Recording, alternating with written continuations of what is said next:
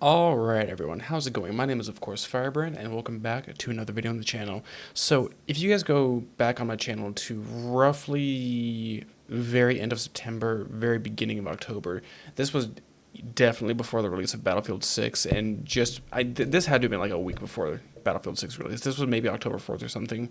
I made a video on Delta Force recreating some historical and iconic loadouts that Delta Force would have actually used from Operation Acid Gambit up until the last operation the Colt 723 was majorly featured in, which would have been Gothic Serpent. I keep watching that video back and forth, and I don't like how it came out. I don't like how I just don't like I don't like a whole lot about it. So today we are gonna redo that video, and yeah, I don't do videos like this very often. I think this is actually my first ever video I've redone. So let's go ahead and get right on into this beautiful carbine with going into a little bit of history and what this thing actually is. So the Colt Model 723, it kind of bridges the gap between the Car 15 platform and the M4 platform. This is, for all intents and purposes, an amalgamation between the M16A1 carbine, which would have been the Colt Model 653, which we won't really talk about that much this video, simply because that isn't this gun. That's a slightly different gun, but that would have been like it would have been used by Delta Force at the time, but this would have been far more common to see than the 653. The 723 is really kind of just like the more like it's not the more used carbine, but it's the more well-known carbine, if that makes any sense. There was also the 727, which we're not really going to be getting into this video. That was mostly that's basically just a shortened up M16A2. That for all intents and purposes, the 727 is basically just an M4 with a fixed carry handle on it. That was used by SOCOM elements like SEAL teams as well as the Rangers. If you actually watch Black Hawk Down, the Delta Force operators in that movie have the 727, which is it is not completely anachronistic, but it is inaccurate for Delta Force. They would have been using 723s like here or 653s, which is not in the game unfortunately. And then Delta Force actually, or Delta Force, the SEALs, if memory serves me right, have 733s, which, as far as my knowledge goes, the only element of the U.S. military that used 733s was the U.S. Marine Corps Force Recon, and I'm not even sure how accurate that is, so yeah. But enough about the history of this thing. Let's go ahead and get right on into this with a little bit more history. So the 723 was manufactured from roughly 1984 or 1985 up until 1994 or 95. This thing came by default factory, like originally with only a pencil profile barrel. And for those of you who don't know what that means, if you've seen an M16A1's thin barrel, that's basically that thing, just 14.5 inches. It also did not come with a 20 round mag by default, to my knowledge at least. Well, that may have been one of the factory options, but 99% of the time you're gonna see a 30 round like Stanag mag in one of these things. I don't know of any Delta Force picture that would actually have a 20 round mag in it. Moving on to the rest of the history on this thing. Starting in 1987, this would be configured with a Colt Model 720, which would be later. This would later become known as the M4 profile barrel because this would be on M4s starting from '94. This was originally known as the SOCOM barrel, and this came from the Colt Model 720, which was one of the entries into the XM4 program at the time. Keep in mind, at this time, the M4 and the M4A1 did not exist. This would be roughly 87, 88 into early 89. The M4 wouldn't come around until roughly 94, maybe early 95. So the Car 15 and the Colt 723 specifically wouldn't even be adopted by the U.S. military in any substantial numbers until 1988, when Delta Force adopted this thing with the Colt 720 barrel, like you see right here. And then it would have its first major combat operation not even a year later with Operation Acid Gambit as the beginning phase of Operation Just Cause.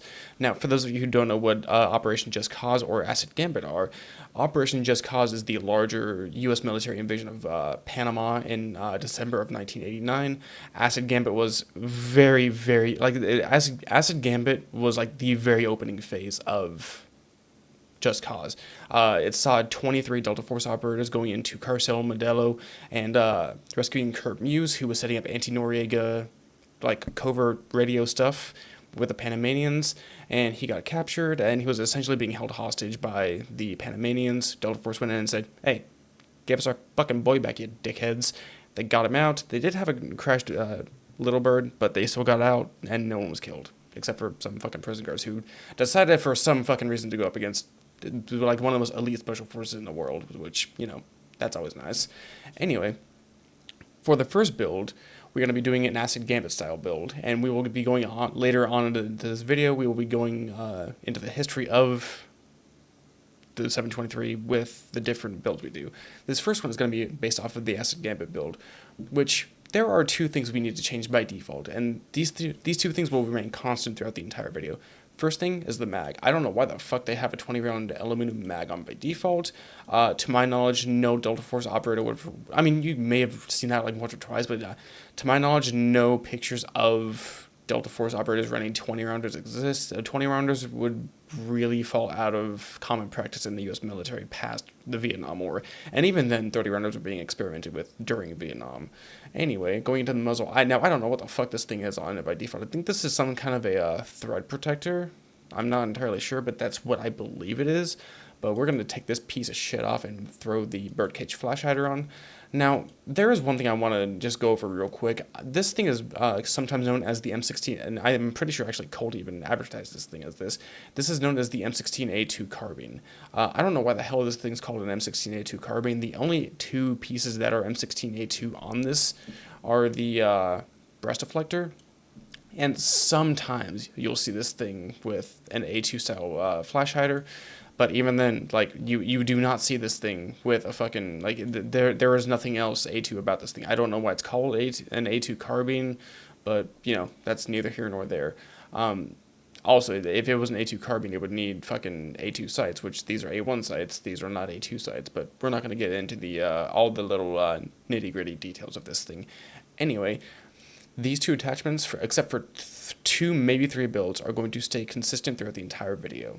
And let's go ahead and get right on into this with the optic. Now, by default, this is a standard Delta Force carbine. This is, like, if you were a fresh Delta Force recruit in 1988 or early 1989, you very likely would have been handed a Car 15 that looked exactly like this. And, yeah, this is what you would have been training with. This is what you would have gone on operations with. This is what you would have used until you got out of Delta Force. But, given that it's Delta Force and it's Special Forces, you can get some procurements for your carbine that other, you know, military elements may not be able to get, such as optics, suppressors, different mags, different grips, you name it. You could probably get your hands on it, especially since these, as far as my knowledge goes, were commercial off-the-shelf purchases, which is also known as COTS purchases. To my knowledge, Delta Force purchased all of these just commercial off the shelf. So yeah.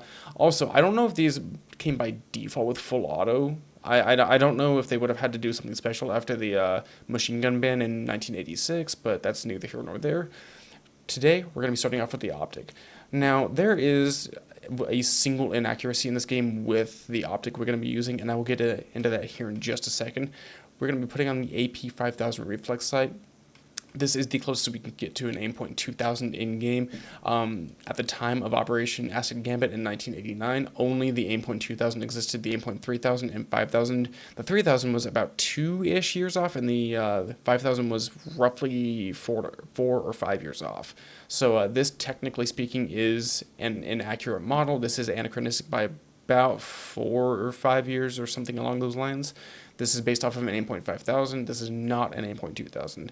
And for those of you who don't know what the difference is, on the aimpoint 2000, the battery compartment would be like slanted downwards at like a 60-degree angle or something like that. This is definitely model after a 5000 or a 3000. Anyway, and by all intents and purposes, this is also a Delta Force carbine. This is something you probably couldn't even look up on Google and see in pictures. But there's one more attachment that I'm quite surprised and very happy to see in this game. So if you've played the Black Hawk Down version of Delta Force on PC, PS5, or at the Xbox, then you will know that there is a very unique flashlight you have mounted to the Car 15 in that campaign, which I don't know why the fuck they still have that flashlight attached to it. It would have, by all intents and purposes, been a Surefire 660 or a very similar light to that. But for this specific build, and probably for the next build we do too, we are going to be using the Car 15 bound flashlight. Now what this is based off of is a QXL dive light. These were very popular with Delta Force operators in the 70s, 80s, and very early 90s, but these started falling out of practice whenever the Surefire 660 came out. And more often than not, whenever you look up any pictures of like anything past Desert Storm, you're gonna very likely see, and I don't actually think we can even get a Surefire 660 if memory serves. Like this is like the closest thing we can get to a 660, but even then it's mounted wrong. Delta Force operators would usually mount flashlights to the just under the front sight post right here, which really kind of does suck that we can't mount them right there, but it is what it is. I mean, like maybe this that's a laser. Never mind. I mean, yeah, like that thing is. I mean, it's either like one of these two things. Like, if you were going for a flashlight, I'd go with this one. It looks the most like a 660, and you really don't have a whole lot of. Oh, they have a PEC 2. Oh, it's not mounted on top of the fucking handguard. You dick, Delta Force. Yeah, if this was mounted on the top, this would be the most beautiful fucking thing I've ever seen in my life. Anyway, if you want to have a flashlight on something that looks like a 660, go with either the O-Light or the practical weapon light, which I feel like O-Light's getting a little bit of branding from this. Anyway, let's get right back to this. For the time being, we're going to slap the Car 15 bound flashlight on this thing, and we are going to give this thing its legendary Panama carbine. I am getting an Airsoft 723 very, very, very soon, like within the next like 3 months. I'm going to be having one. And if I can at all get it, this is like the exact fucking loadout I want for mine. I love the way the Panama carbines look. There's just something so simple yet so awesome about them. I don't know what it is, but ooh, did not mean to hit the mic arm. I really need a low profile mic arm. But let's go to the fire range and see how this thing acts. Now, if memory serves me correctly, this thing does have an inaccurate sight picture on it, I believe, and you unfortunately can't turn the flashlight off, which really fucking sucks. But did they fix? Nope, they did not fix the reticle. And as far as my knowledge goes, you cannot change the reticle. And I really hope I don't have my. Oh, I don't like that at all. I don't like. It's on toggle aim. Gross. And that's how this thing reacts. This thing is really kind of like the beginning M4 of the game. And that is the Operation Acid Gambit Delta Carbine in its full glory.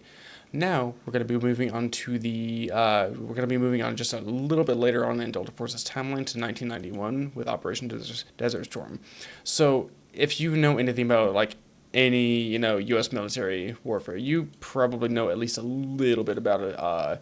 Desert Storm and the first Iraq War, whatever you want to call it. Delta Force in this one was mostly just like hunting scuds in the desert, which for those of you who don't know, actually I don't actually remember what it's called, so let me look that up real quick. A little blooper right here.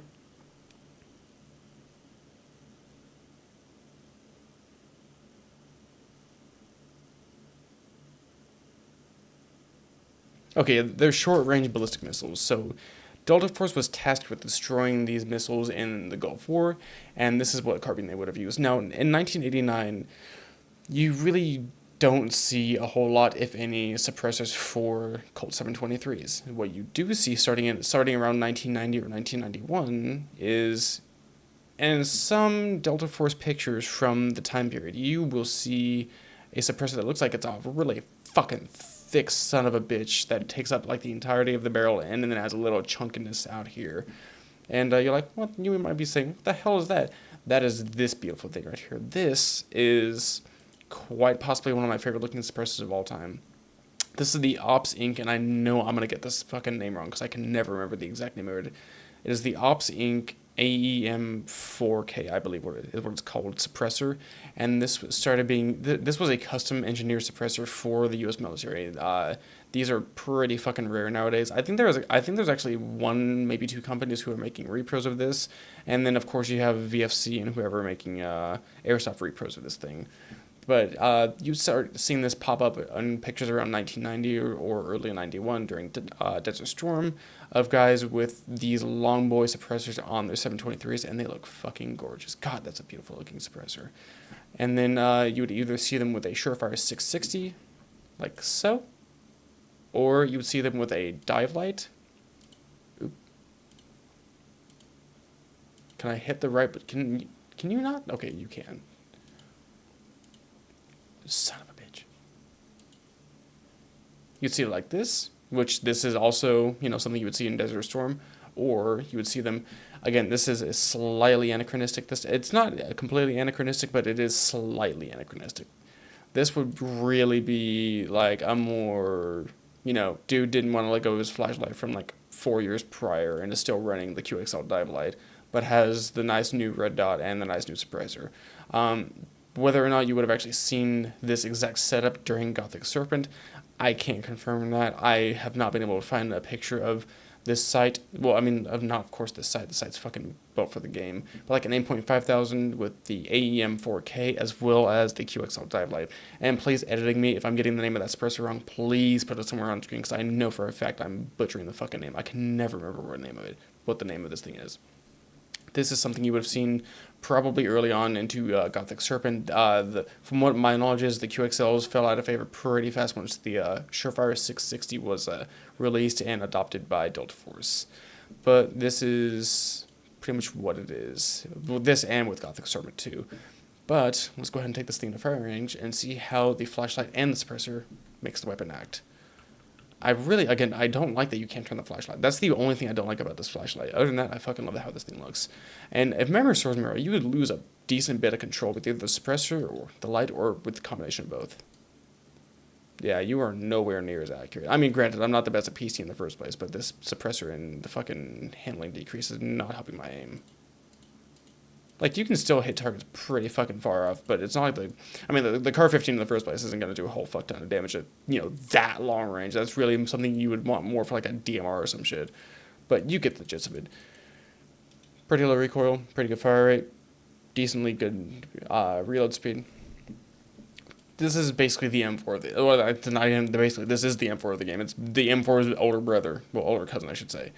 Now, let's go ahead and move on to the last main build. Now, the reason I say last main build, I'm pretty sure this thing has skin that we can use later on. I think, at least. I'm not 100% positive if it's still in the game or if they took it out or what, but we will at least try.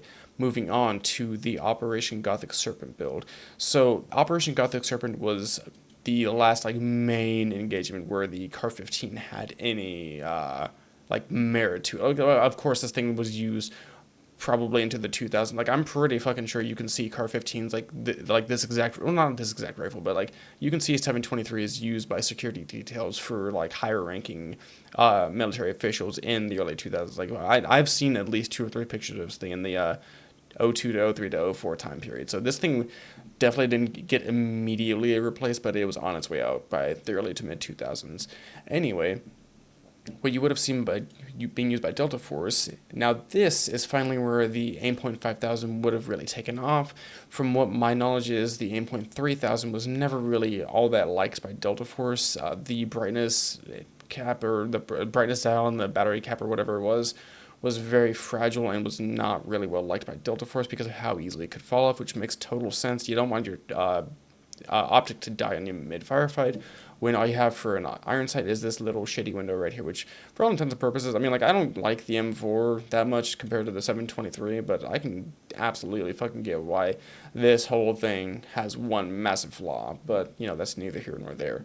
Then we're going to be putting the birdcage flash hider on. Again, whether or not they would have had A2 or A1 flash hiders really kind of just depended on the operator and the gun they had.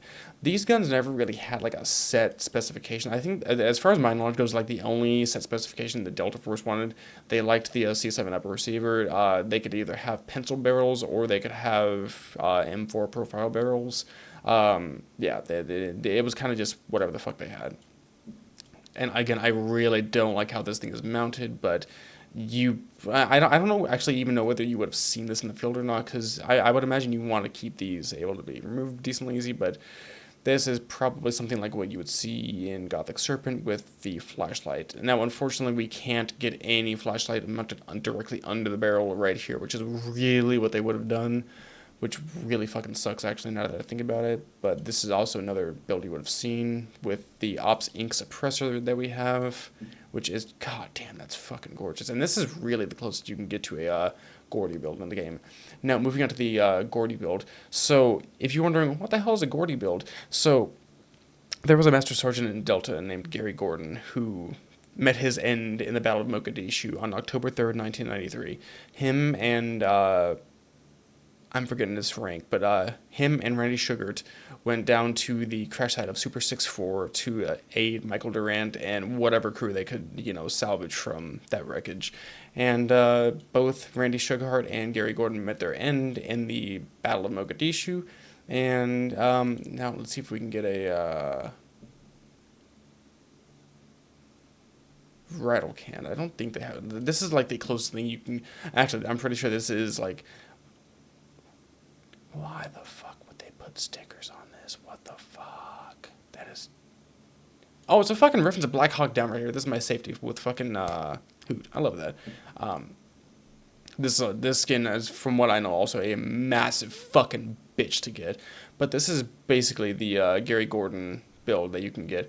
Now, it's not exactly known what his exact rifle had on it, as Delta Force operators at the time, and even still now, can pretty much put whatever the fuck they want on their rifles, and especially since his rifle very likely doesn't exist in any format or shape anymore. This was, 33 years ago at this point. Yeah, 33 years ago, like, there's no fucking chance this thing is still one piece anymore. I mean, someone may have kept it as a war trophy, but I guarantee you that his rifle does not exist in one piece anymore, especially not with that optic on it. Anyway, Gary Gordon was thought to have had his rifle painted. This is really more based off of, like, the Black Hawk Down movie build, which is technically a 727, but that's neither here nor there.